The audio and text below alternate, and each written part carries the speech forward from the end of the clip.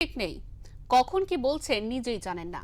তাই আগে বলেছিলেন সব চোরেরা ইডি সিবিআই এর ভয়ে দল ছেড়েছে, এবার এখন তাদেরকেই দলে ফিরতে বলছেন। শনিবার অভিষেক বন্দ্যোপাধ্যায় বলেছিলেন বিদ্রোহীরা ফিরে এলে তিনি পদত্যাগ করবেন।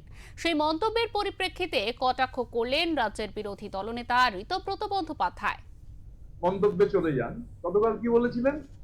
বলেছিলেন যাদের বিরুদ্ধে মানে লুটেরারা সব ভয়ে চলে গেছে। কেউ স্ববিরোধী হয়ে যাচ্ছে না? যে লুটেরারা চলে গেছে ভয়ে, তো সেই লুটেরাদেরই ফিরত আসতে বলছেন। প্রথম কথা, মন্তব্যটা স্ববিরোধী। গতকাল কি বলেছেন তাল রাখতে পারছেন না, মাথা ঠিক নেই। গতকালের কথা আর আজকের কথা মিলছে না।